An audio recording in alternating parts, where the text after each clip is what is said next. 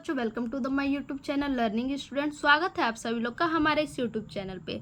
तो आज हम लेके आए हैं आप लोगों के लिए आकाशदीप खंड काव्य से कहानी। आकाशदीप कहानी है जो खंड काव्य से है और इसमें हम चरित्र चित्रण प्रमुख पात्र का लिखेंगे। और इस कहानी में प्रमुख पात्र कौन है? चंपा है। और चंपा का आज हम चरित्र चित्रण जानेंगे। और ये जो कहानी है जयशंकर प्रसाद जी के द्वारा लिखा हुआ है क्लास 11th का।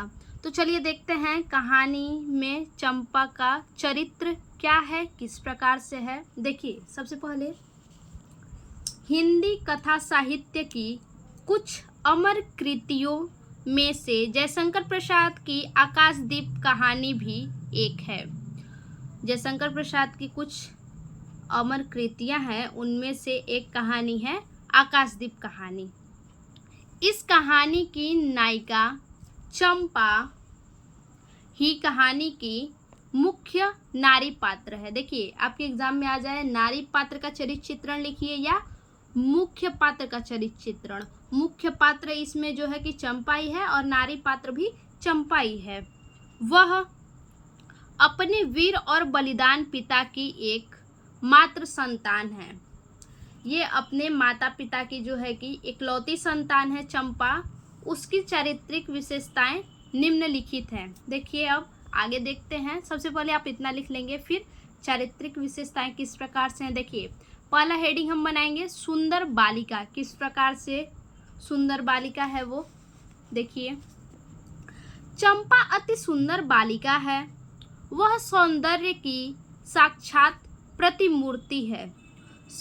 चंपा जो थी वो बहुत ही सुंदर बालिका थी और जो है कि वो साक्षात प्रतिमूर्ति थी। किसकी? सौंदर्य की, सुंदरता की वो साक्षात मूर्ति थी, यानी कि इतनी ज़्यादा वो खूबसूरत थी चंपा। यह उसके अतीव सौंदर्य का ही प्रभाव था कि बुद्धगुप्त, जिसके नाम से बाली, जावा और चंपा का आकाश गूंजता था। देखिए क्या कह रहा है कि जिसके सौंदर्य से, उसके अतीव सौंदर्य से जो चंपा थी, जो उसकी सुंदरता थी, चंपा के सुंदरता का ही प्रभाव था कि बुद्धगुप्त जो है, जिसके नाम से बाली, जावा और चंपा का आकाश पूजता था। यहाँ पे गूंजता था, पूजता था नहीं, गूंजता था। पवन थर्राता था, यानी कि जो बुद्धगुप्त था उसके नाम से जो बाली था, जावा था और चंपा था, चंपा का आकाश जो है कि गूंजता था। बाली, जावा और चंपा का आकाश गूंजता था बुद्धगुप्त से। पवन भी थर्राता था। घुटनों के बल चंपा के सामने प्रणय निवेदन करता छलछलाई आंखों से बैठा था। कौन? जो बुद्धगुप्त था, वो चंपा के आगे अपने घुटनों के बल बैठता था उनके सामने और प्रणय निवेदन करता था छलछलाई आंखों से बैठ करके। देखिए, ये है सुंदर बालिका, इस प्रकार से चंपा कहलाई। देखिए, अगला जो था निडर, स्वाभिमानी और साहसी। किस प्रकार से चंपा निडर थी, स्वाभिमानी थी और साहसी थी। चंपा निडर, स्वाभिमानी और साहसी हैं। उसकी निडरता का पता तब चलता है जब मणिभद्र उसके समक्ष घृणित प्रस्ताव रखता है। वह उसके आश्रय में रहते हुए भी उसके प्रस्ताव को अस्वीकार कर देती है। देखिए, जो चंपा है वो पूरी तरह से क्या है? स्वाभिमानी, साहसी और निडर लड़की है। और जो मणिभद्र है उसके समक्ष एक घृणित प्रस्ताव रखता है, जो कि जो चंपा है उसके आश्रय में ही रहती थी, उसके आश्रय में, उसके देख रेख में ही रहती थी, फिर भी उसके प्रस्ताव को क्या कर दी? अस्वीकार कर दी। उसके स्वाभिमानी होने का प्रमाण मिला। इस प्रकार से उसके स्वाभिमानी होने का प्रमाण मिला। होने का प्रमाण उसके बंदी बनाए जाने पर मिलता है। उसे क्या कर लिया गया? वो जब अस्वीकार की तो उसे, चंपा को बंदी बना लिया गया। उसे बंदी होना स्वीकार है। चंपा को जो है कि वो बंदी होना स्वीकार की, क्योंकि वो घृणित कार्य उसे क्या था, उस वो प्रस्ताव उसे अस्वीकार था। वो जो घृणित प्रस्ताव था मणिभद्र के द्वारा उसे अस्वीकार था, इसलिए उसे बंदी होना स्वीकार था। लेकिन घृणित प्रस्ताव स्वीकार नहीं। उसने कहा मुझे बंदी होना स्वीकार है लेकिन घृणित प्रस्ताव स्वीकार नहीं। उसके साहस का परिचय अनजाने द्वीप पर ही सबसे पहले उतरने पर मिलता है। देखिए ये हो गया कि चंपा किस प्रकार से निडर, स्वाभिमानी और साहसी है।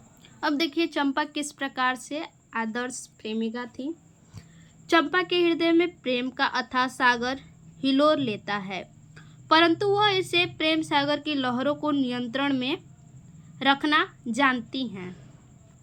जो चंपा थी उनके हृदय में किसके प्रति, तो बुद्ध गुप्त के प्रति उनके हृदय में क्या होता है, प्रेम का सागर हिलोर उठता है, परंतु वह इसे प्रेम का की सागर की लहरों को जो है नियंत्रण में रखती हैं।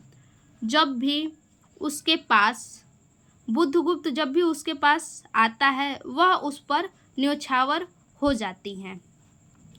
उसके प्रेम का वर्णन स्वयं कहानीकार ने इन शब्दों में किया है। तो देखिए किन शब्दों में है वर्णन, देखिए उसे सौरभ से पागल चंपा ने बुद्धगुप्त के दोनों हाथ पकड़ लिए। उसे सौरभ से पागल चंपा ने बुद्धगुप्त के दोनों हाथ पकड़ लिए।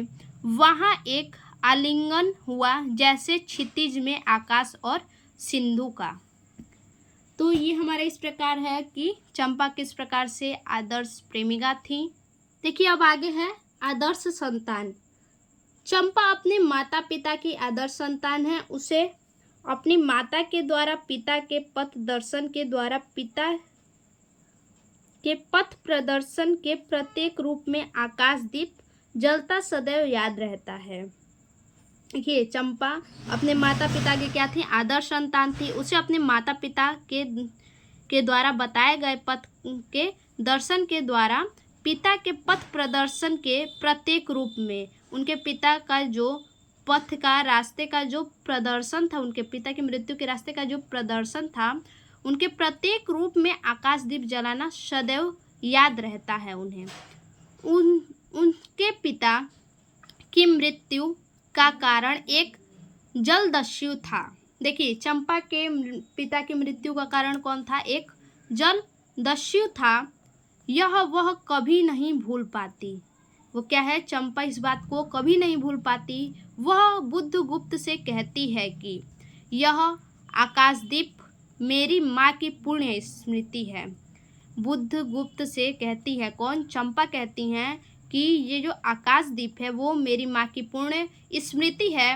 वह बुद्धगुप्त को जलस्यु से संबोधित कर अपने सामने से हट जाने के लिए भी कहती हैं।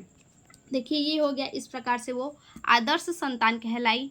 देखिए अब आगे है अंतर्द्वंद किस प्रकार से। चंपा का पूरा चरित्र अंतर्द्वंद की भावना से भरा हुआ है। दीप वासियों के प्रति उसका प्रेम और व्यक्तिगत प्रेम का सहज अंतर्द्वंद उसको घेरे रहता है। देखिए दीपवासी जो थे उनके प्रति उनका प्रेम जो है, द्वीप के जो वासियों थे वहाँ पे जो रहते थे उनका प्रेम उनके प्रति जो था और व्यक्तिगत प्रेम सहज अद्वंद उनको घेरे रहता था। एक और वह कर्तव्य निर्वाह के लिए अपने प्रेम को न्यौछावर कर देती हैं, तो दूसरी ओर व्यक्तिगत प्रेम के गौरव की रक्षा के लिए आत्मोत्सर्ग भी कर देती हैं। देखिए क्या कह रहा है कि एक और अपने प्रेम के लिए वो न्यौछावर भी कर देती हैं, तो दूसरी ओर व्यक्तिगत प्रेम के गौरव की रक्षा के लिए आत्मोत्सर्जन भी कर देती हैं। उसको देखिए उसको अंतर्द्वंद इन शब्दों में व्यक्त हुआ है। देखिए जो अंतर्द्वंद है इन्हीं सब शब्दों में व्यक्त हुआ है। तो आज के लिए बस इतना ही, यही हमारा है चंपा का चरित्र चित्रण। अगर ये वीडियो आपको अच्छा लगे तो लाइक कीजिए, सब्सक्राइब कीजिए, कमेंट कीजिए और आगे अपने दोस्तों को भी शेयर कीजिए। और अगर आपको किसी वीडियो की ज़रूरत है किसी चैप्टर की तो आप हमें कमेंट में बता सकते हैं। तब तक के लिए धन्यवाद।